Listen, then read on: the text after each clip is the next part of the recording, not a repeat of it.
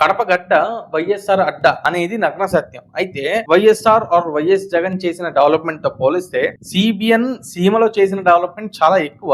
రాయలసీమలో సిబిఎన్ చేసిన డెవలప్మెంట్ చూస్తే ఫ్యాక్షన్ రాజకీయాలు కంప్లీట్ గా బంద్ చేశారు. ట్రిప్ ఇరిగేషన్ ఊరు వాడ విస్తరించారు. కర్నూలులో India's biggest solar power plant, Garuda drone manufacturing unit, నెల్లూరులో బీపీసీఎల్, అనంతపురంలో Kia wind and solar power generation units. ఇవి కాకుండా Apollo tyres, TCL, HCL, Celkon, Karbonn, Zoho ఇలా ఎన్నో కంపెనీస్ రాయలసీమకి తీసుకొచ్చారు. 2024 లో విన్ అయ్యాక అఫీషియల్ గా 3 లక్షల కోట్ల పైన ఇన్వెస్ట్మెంట్స్ రాయలసీమలోనే వస్తున్నాయి. సిబిఎన్ సీమకి నీళ్లు తెచ్చారు. జగన్ గారు పట్టిసీమ ప్రాజెక్ట్ ని అపోజ్ చేసినప్పటికీ 18 మంత్స్ లో ఆ ప్రాజెక్ట్ కంప్లీట్ చేసి రాయలసీమకు నీళ్లు తెచ్చారు. ఇవి కాకుండా తిరుపతిలో ఐఐఎస్ఈఆర్ ఐఐటి కావచ్చు, కర్నూలులో ట్రిపుల్ కావచ్చు, అనంతపురంలో నాసిన్ కావచ్చు, ఇలా అనేక నేషనల్ ఎడ్యుకేషన్ ఇన్స్టిట్యూషన్స్ ని రాయలసీమకు సిబిఎన్ తెచ్చారు. ఇలా irrigation, infrastructure, education, manufacturing sectors ని సిబిఎన్ రాయలసీమలో డెవలప్ చేశారు.